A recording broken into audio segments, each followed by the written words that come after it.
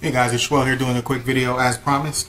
I would follow up with the video that I'm uploading right now with the follow-up video to a BlackDog Concealment USA holster that I purchased off of eBay a couple of weeks ago. For you safety guys, it is clear. I don't have any 9mm ammo. The magazine is empty. It's here on the table. And BlackDog Concealment, I found this on eBay. I search eBay daily for deals on equipment, and what sparked me to start looking for a Kydex holster was, again, IDPA. This is going to be another video in that series. So I was looking for a Kydex holster, something that was low profile, that was belt mountable, and a little bit more versatile, but basically streamlined, so that if I did decide or felt the need to wear it concealed, I could. BlackDog Concealment.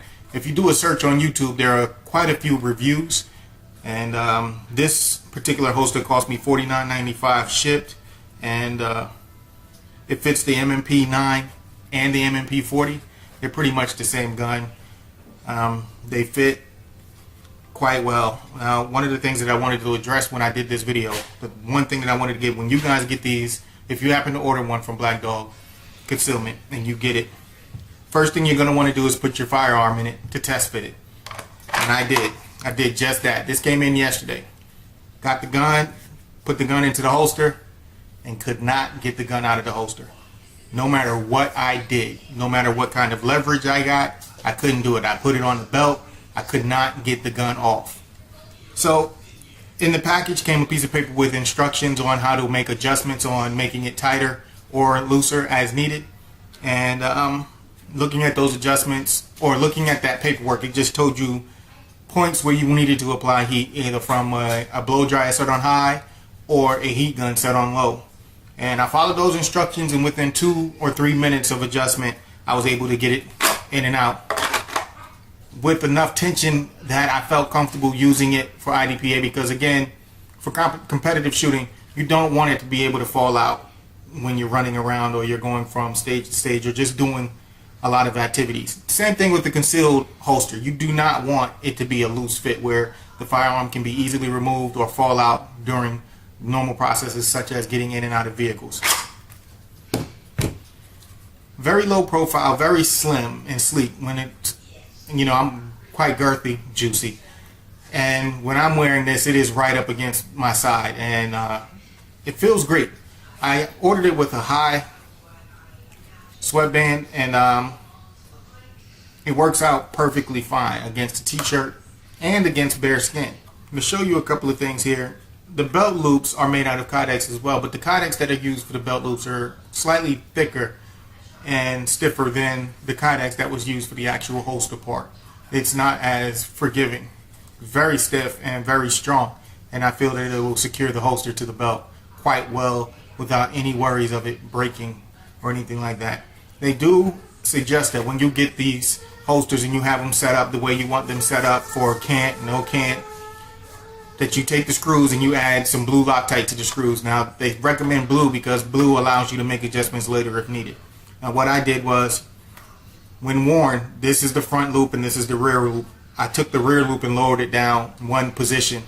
That way it brings it down lower in the rear and keeps it where it was in the front, which offers a cant, which brings the grip of the firearm. When worn on the belt, it gives you a slight cant. That way you get a easier grip when reaching down to draw. These are just little things that you pick up on as you're practicing. I practice my draw quite a bit every day now. I'm doing a lot of dry firing. I'm doing a lot of target acquisition exercises, just tons of stuff in and out of the holster. And over time, I'm sure it's going to work out to be just a little bit looser than I need it to be. But that's the beauty of Kydex. You just you apply a little bit of heat and you can readjust it. So if you notice over time it gets loose, you can readjust it and make the tension a lot stiffer than it has become. So with that, the holster's been great. This one, like I said, was $49.95 shipped from eBay to my door. And the processing time, from the time I placed the order to the time that it arrived, we were talking maybe a total of 5 days, and that's including a holiday weekend. They were able to put this in the mail and have it sent to me immediately, and I assume that's because of the model that I needed. I needed an M&P9 model, and I'm sure that they have tons of those on hand because it's a very popular platform right now.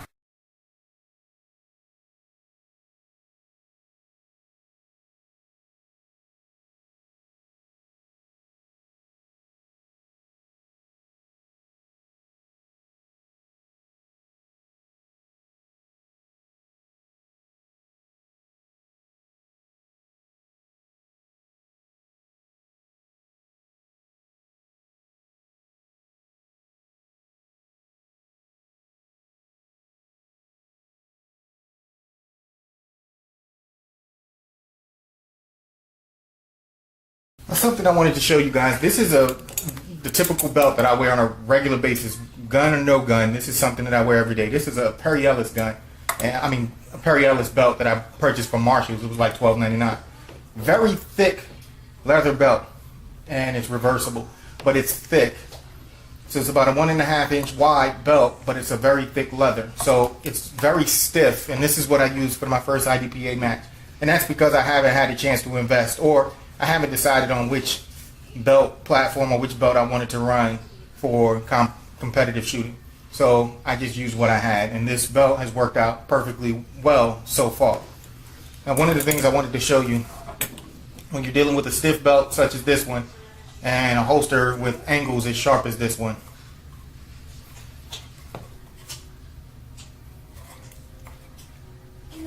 putting everything together for wear can be a little difficult. Nothing that you can't manage, but just a little difficult. Again, you run into this where the belt comes in, and because the belt is so thick, you really have to put some extra effort in to feeding the belt through that first loop as well as the second loop.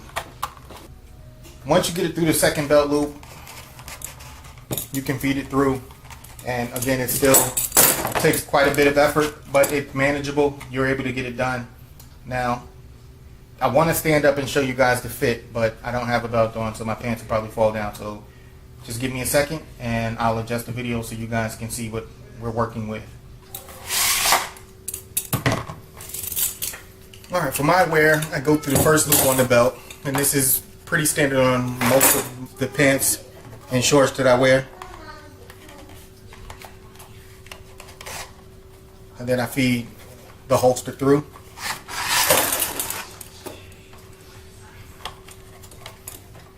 I feed the belt all the way through the holster at this point. After you pass that first loop, you've reached the zone where everything is where it needs to be. Through that loop. Now,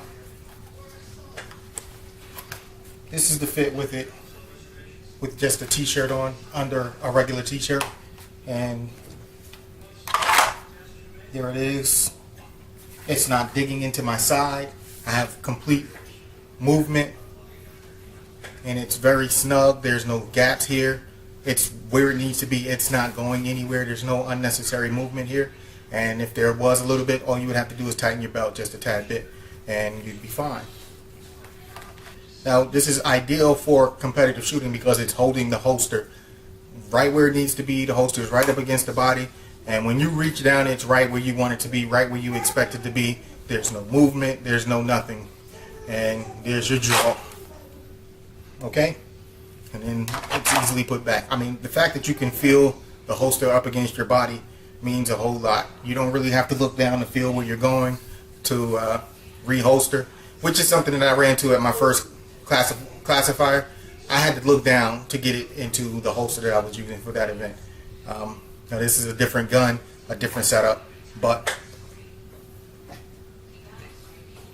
the BlackDog Concealment holster setup is very well made and works the way it is intended.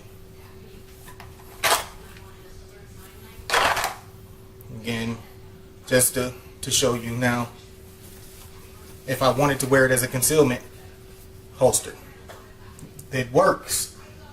There is a little bit of printing, but this is a full-size M&P. If I was wearing a compact platform, I'm sure that the imprint or the printing wouldn't be as obvious, but I'm sure if you guys weren't looking for it, or if I wasn't focusing on it, you probably wouldn't notice it at first glance, which means that it's doing what it needs to do.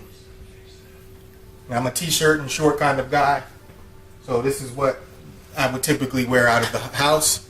So this is something that would work well for me in this setup. Now I can even go here, and it only comes up just a little bit, but you're not seeing the firearm. That could easily be a cell phone holster. It could be anything. As I was showing you, there's a lot of detail in the forming of this holster, so there is no mistaking which platform this goes to. The backside doesn't have as much detail, but I'm sure that that's part of the reason why you're able to insert and remove your platform from this type of holster. They do come with this marking. I did not put this marking on here, BlackDog Concealment, what type of firearm it is, so you don't have to really guess at anything. Works out really well. And what I did like when I first pulled it out of the box, the first thing I noticed was how smooth the edges were, how much polishing they put into that, and how much work and detail, attention to detail that they put into that. There are portions on here where this is so smooth and so well done that you can't tell that it's two pieces sandwiched together. It looks like one solid piece. So looks great. I've mentioned it, how thick the belt loops are. Another great addition and a great choice, because a lot of stress is put on this, especially for someone like me who's going to be using this for competitive shooting.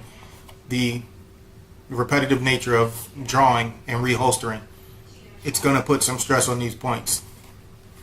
Now, one thing I want to add, and I'm probably going to do a follow-up video to show with this. I've tucked this holster inside my pants just to see how it would fit. Now, if I remove these belt loops, it would fit very flush right up against the skin. I mean, very tight. But because of the way that it's angled, I could actually run the clips from one of my other inside the waistband holsters on this particular holster, and it would work really well as an inside the waistband holster because of how small and compact it is. I'll probably give that a shot just to see if it's that versatile. This is just an assumption on my side right now. I would have to put the clips on and see how well that would work and how maneuverable I'd still be, and whether or not having it so close to the skin and so up and personal to the body, whether or not this stuff would dig in, or if I would find it uncomfortable after a day of use, or even in the vehicle. Because as you know, a lot of the discomfort from inside the waistband holsters or concealment holsters involves the vehicle. Again, this is the BlackDog Concealment USA holster, found on eBay. I'll put up some links. They also have a YouTube page where they go over a few things with these holsters. And I hope you guys are out there having fun, being safe, and also being responsible. And I'll hit you with the two fingers. Later.